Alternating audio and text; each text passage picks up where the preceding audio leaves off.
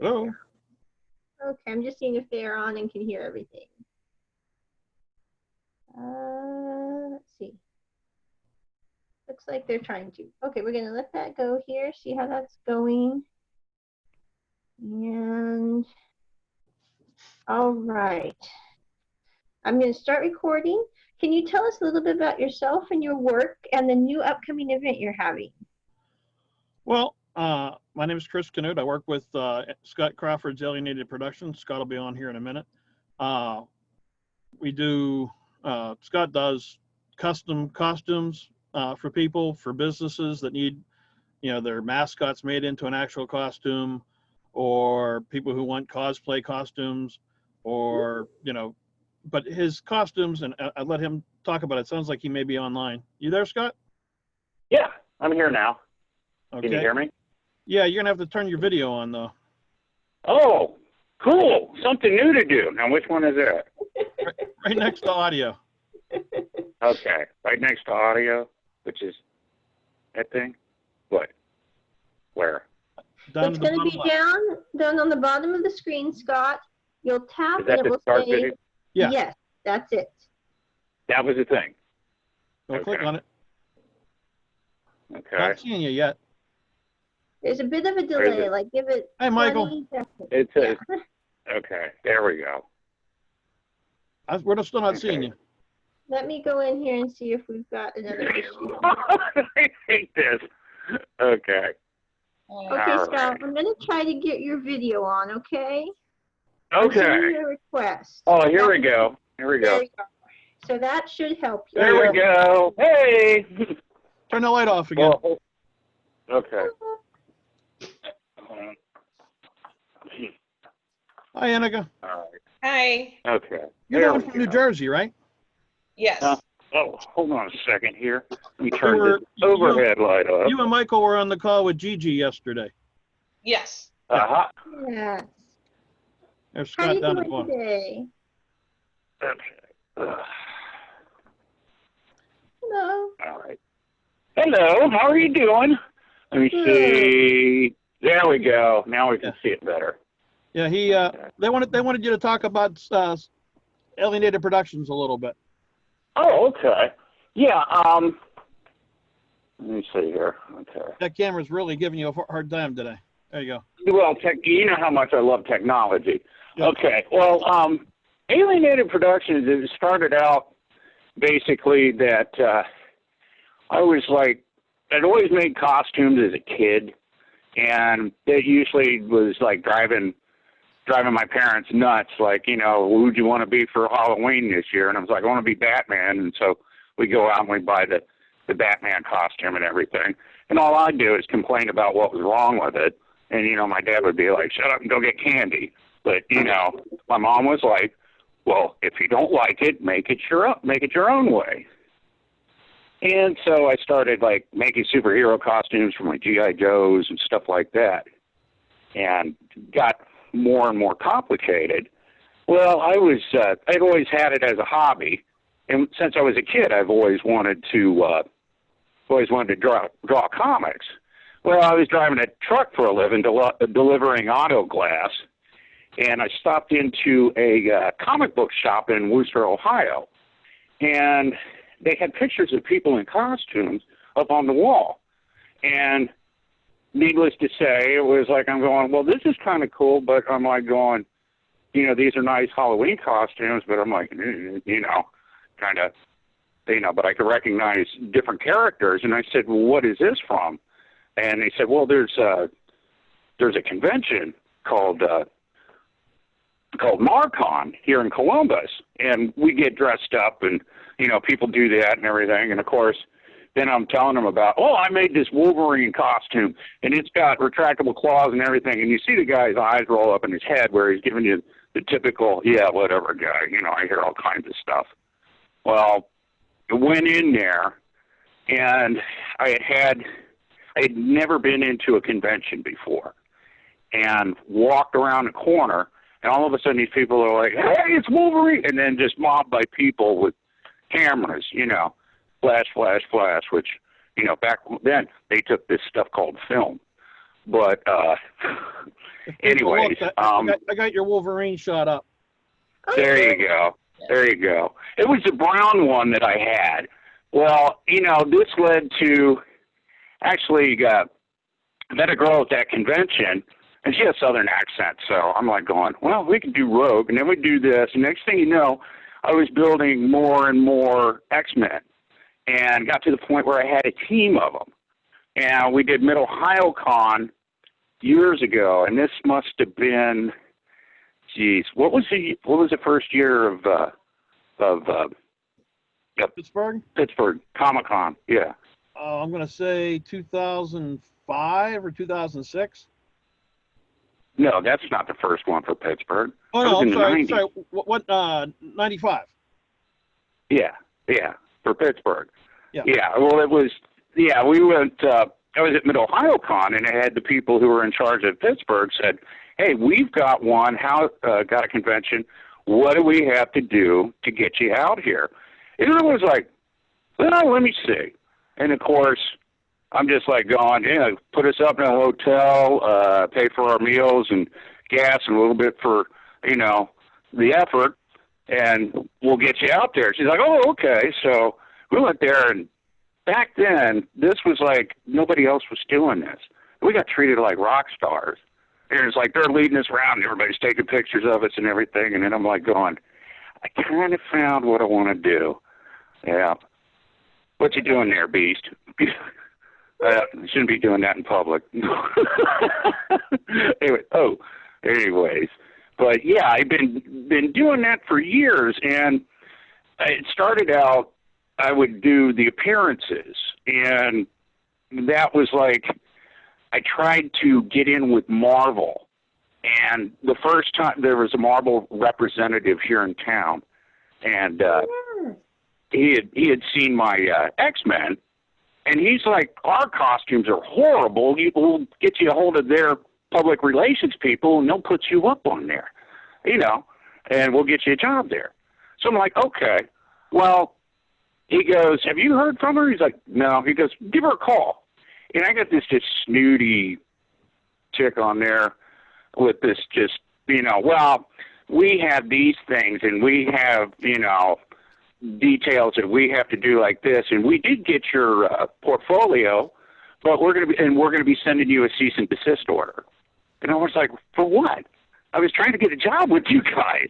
I was like, no, you can't do any of this stuff. And this was back then when they were going in the toilet. It was the bankruptcy time.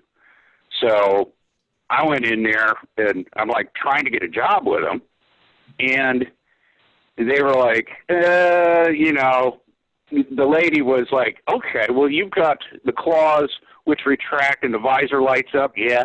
Well, why don't you send us those, and we'll take a look at them. And I'm like, yeah, like I was born yesterday, and I said, even better, I was working at a place out at the airport where I could get jump seat flights on the Learjets. And he said, I can come out there and show them to you in person. Oh, yeah, that sounds cool. Yeah, never heard from them. Chicago Comic-Con's coming up.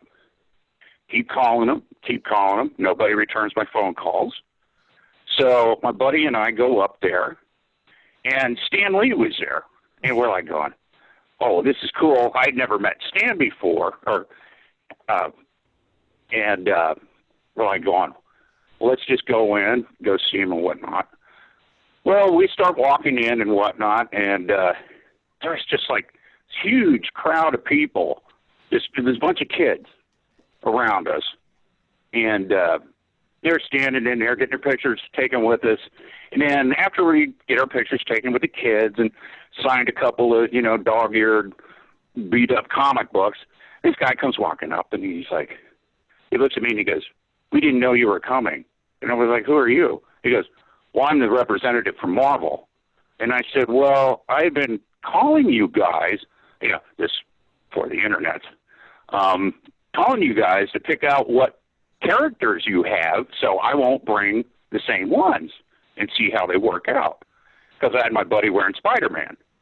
And he goes, well, we've got our Spider-Man here. And I said, this is Ben Riley, the clone. And he goes, no, we're not even going to go for that, which they were writing at the time, and they wouldn't even stand up with that. But they go, okay, what we'll do is you just stay away from our booth. I'm like, okay. So we walked around there for a little bit. And then the guy who used to run OhioCon, who he also was an announcer for professional wrestling, he had this flush tank thing that was set up. And it was like, what it was instead of a dunk tank, they had a toilet over top, and this thing would flush down. And we're walking by, and and I'm like going, I can't bend my wrist, and he can't see 2 feet in front of his face. And he's like, oh, here we go, these famous superheroes. Let's see if they can come up and do this thing. And I'm like going, we can't get away from this guy. Well, we'll try it. So I said, you got to do it because I can't bend my wrist.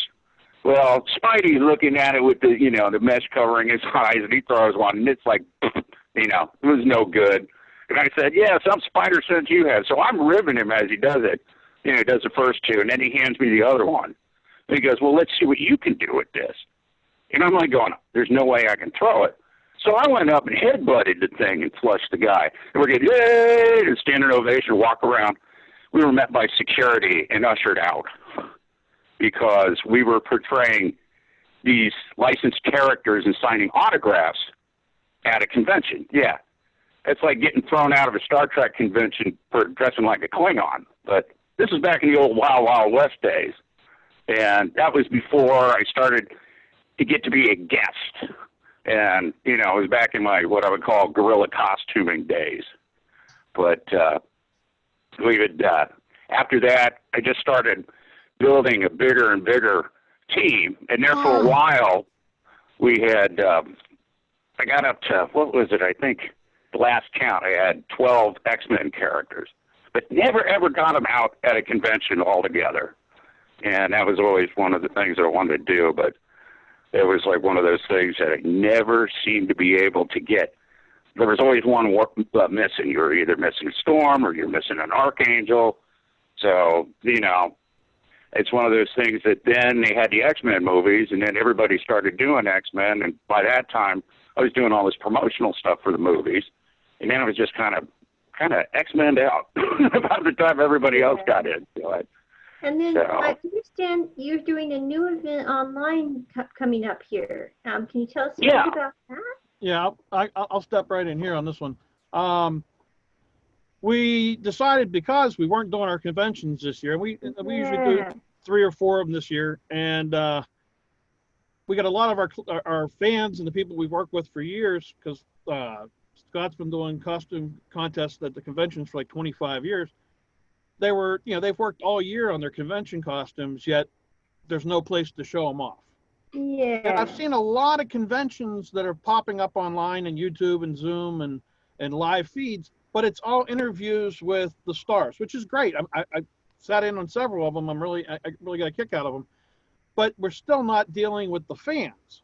So my thought was, let's come up with a costume contest that we can do, but still have live audience participation. So we're going to do our first one on May 31st, and we're getting all of our all of the people who want to compete, submit a 30-second video of them in their costumes. Doesn't have to be 30 seconds, but up to 30 seconds. They can show off their costumes. And for people who get stage fright, this is also good because they can film it as many times as they want until they feel comfortable with it. Yeah. And use fire. Yeah. Then we're going to piece. Not that we're encouraging that. We'll piece them together, and then we're going to open up a large meeting room on Zoom for up to 500 audience members. Let them watch all the videos, and each person will have a number and whatnot. And then after everybody's videos are shown, a live feed voting poll will show up, and everybody gets to place one ballot. Yeah. And the system will calculate out who wins. So there's no, well, the judge played favorites, or this guy should have won. We'll know exactly how the up to 500 people in the audience voted within 10 minutes. And then we'll announce the winners, and the money that we're going to collect from the entries is all going to go to we have 3 categories: teens, which I actually made 12 to 17, adults 18 and over, and then groups. So they'll all be able to they'll show their stuff. They'll all have a chance to win prizes. We're talking to several of the online conventions and some of the conventions that got canceled, and seeing if we can pull up some more sponsorships so we can build the prize money even larger. But so far, it looks like we're getting people that are interested. They've already started filling out apps. So we're tying up. We did cap the maximum number of people that can put in a video to 200, and that includes, like, if there's 5 people in a group, that's 5 of them right there, because we don't want the costume thing rolling on for 3-4 hours just to watch, because people won't stick around that long to get a chance to vote. So if it goes off well, and we're hoping it will, we're going to do another one the following month, because one of the conventions that we normally hit was supposed to be at that time, so make up for that one. And then we were thinking about doing 4 a year. If we get enough people are interested in it, we'll do one like in February, we'll do one like in the summer, we'll do one right around Halloween, and then we'll do one in January. And that way we're not interfering with the regular season once the world goes back to turning the way it's supposed to, but we'll be able to still have some fun online. I'm hoping that you guys continue to do the collaboration thing, because it's been a lot of fun. Yes, we're planning to next year. So. Yep, and there's already a couple online conventions that, instead of them having to worry about running their own cosplay, want to meld with us on that weekend. So that'll help us out a little bit. So is there a cost to participate as a contestant or a cost to participate as a voter? Well, the contestants paid to compete. It's $10 because we got to pay the cost of the large rooms on Zoom are going to cost us about $100 and whatnot. And so we're taking $2 to cover that, and we're collecting the money through PayPal, and PayPal takes 3%. So we calculated out the $2 out of every 10 go to that. The $8 goes to the prize pool. We're not going to do it if we don't get at least 50, because we want the prizes to be at least $100 per each of the individuals, and 200 for the group. So but the audience participation is free. That sounds great. Yeah, as I said, we really wanted to get the people in to have the fans, because when we have the conventions, we fill out our convention rooms. We've had to cap off the live ones at 150 people to compete, because with all the fans from the conventions, we're already using 2 ballrooms just to get all the audience to see it. This way, the audience can actually step in and actually participate in it. Wonderful. That sounds great. And do you have a Facebook page and your website as well? Yeah, there is. I can get that for you. The website is alienatedproductions.com. We'll include a link below this video when it's up on the website. Right. So. And then we've got, I set up a separate Facebook page specifically for anything that's coming up with we call it the 2020 video costume contest series. Yeah. And so we have that one, so we can place anybody that has a question or yes. whatnot. Annika, answer your question. No, I haven't heard from them. Yeah. This is the website for anybody who was interested. Wonderful. Thank you. And I'll also get collaboration, the Facebook page information while I'm done here. Scott, if you wanted to talk about your new creation behind you, I'm going to get that Facebook link for everybody. Oh yeah, it's one of those things that you finally, with what we're dealing with, everybody has those. Well, when I get around to it, when I get time. Well, I have had stuff that I started 10 years ago that I'm getting done. Back behind me, right here, this was started when the first Iron Man movie came out, and then never got finished. But I had the chest piece sculpted but not covered, and I had all the pieces for it.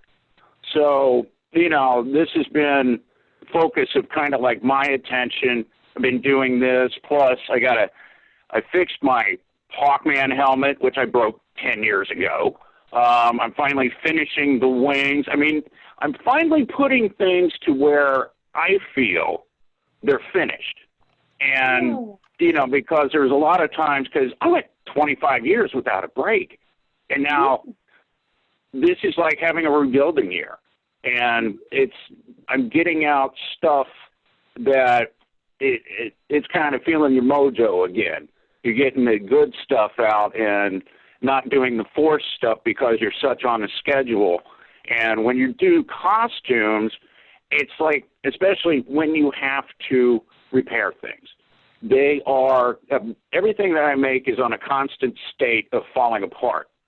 So anything that's like this, it's like you have to maintain it. You have to keep it a certain way. You have to store it a certain way or it won't look right.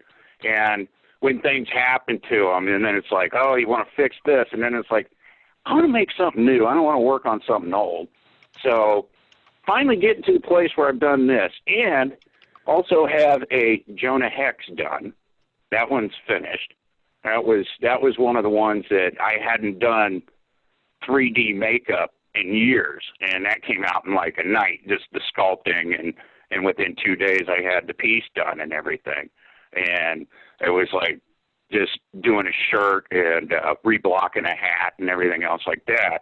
And the other things I've been working on is, well, this is one of the things that was a part for Jonah Hex, I also made for Tonto, is I have been doing Western leather work.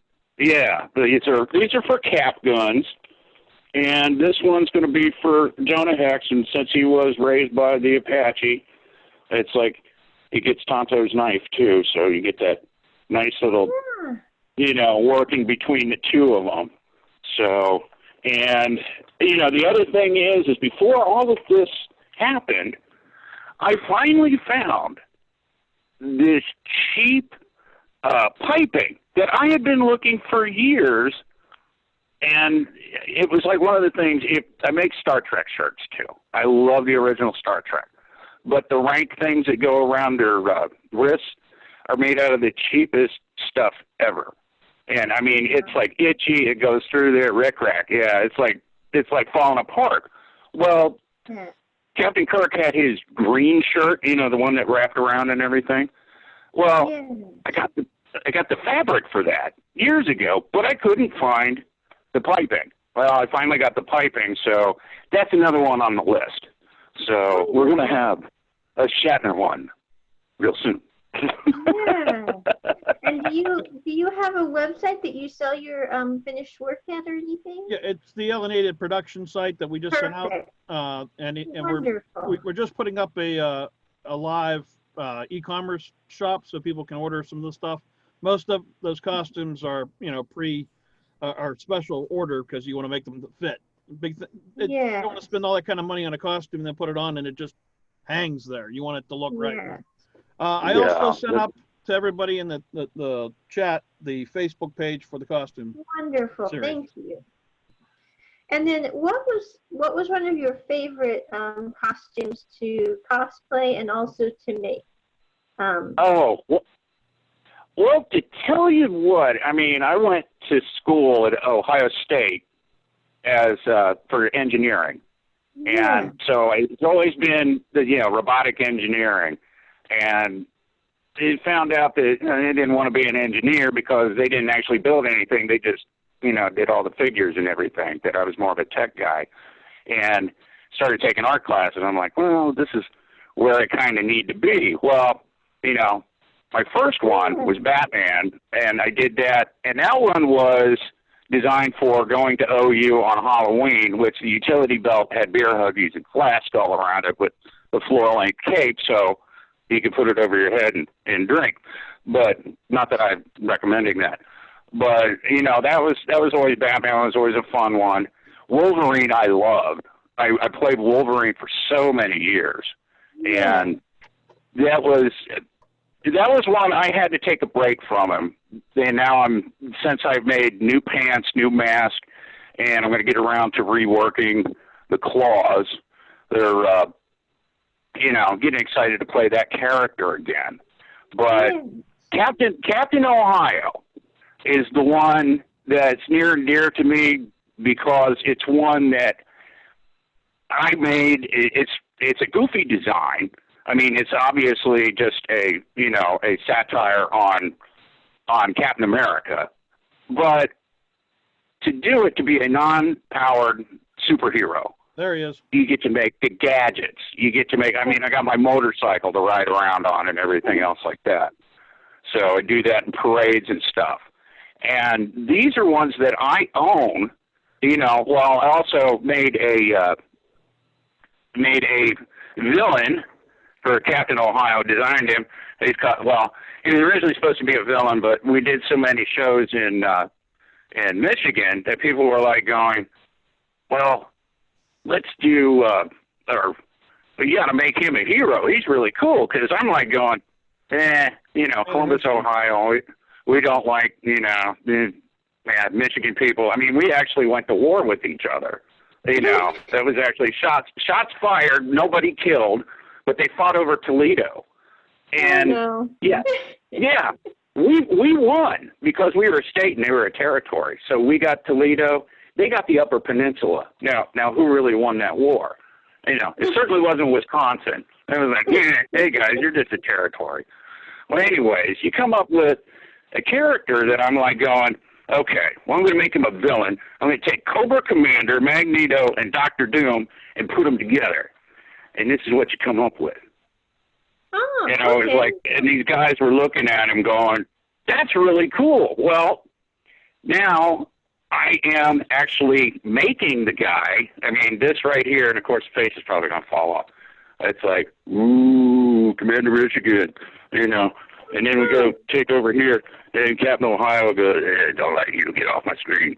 So anyways, it's like making this and having fun with it, but at the same time wanting to teach kids, because I have friends around here that are like going, why would you make Commander Michigan?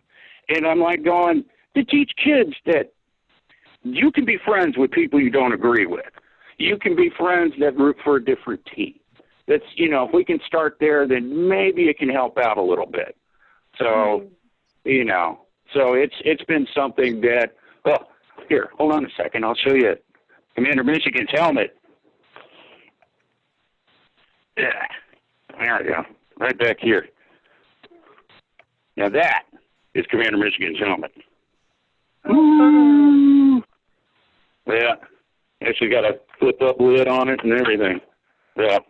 You got to cover the guy's face so that way I don't have to pay one particular actor to wear it all the time. I can put anybody in it. But I've had like a lot of fun doing that. And when I first started doing this, nobody was doing superhero costumes. And the ones they put on TV and movies weren't the right ones, so I always wanted to do the classic version of them. Well, now that I'm always just a pain in the butt that way, now that everybody else is doing it, I don't want to do that. So I'm doing more of the Western type of stuff. But everybody started doing the movie versions of stuff, so I'm getting back into doing that. So I'm looking forward to getting my Hawkman out again. That's going to be all redone and everything. So that's funny. I can swap the wings back and forth for social distancing, So. Back at you. No. That works. Are there any questions about the costume contest that I haven't already answered, or questions that anybody might have? Okay.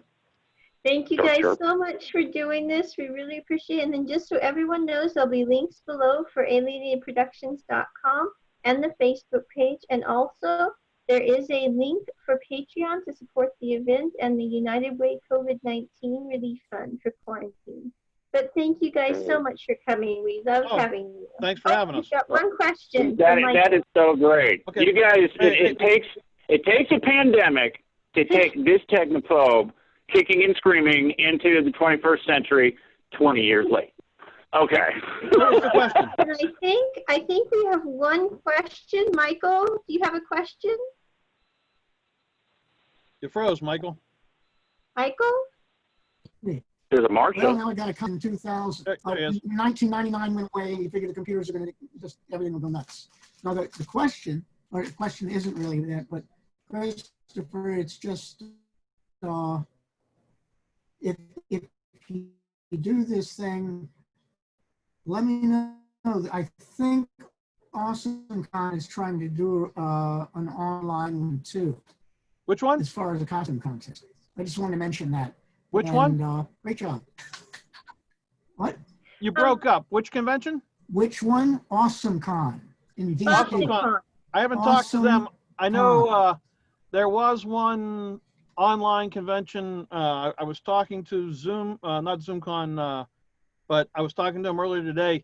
They're actually going to use their cosplay thing for kids, and then they're going to actually point people to this one, and we're going to point them back to their convention afterwards. So I'll check with AwesomeCon and see what they're doing as well. I appreciate the heads up. Thank you, guys. You have a wonderful day. It was great to have Hey, you. you too. Yeah, Thank that's you. all. Yep. But Thanks, good job. Michael. Stay safe. Thanks, Bye, Annika. Bye. Bye. Scott. Later. Bye. Bye. Bye, Annika.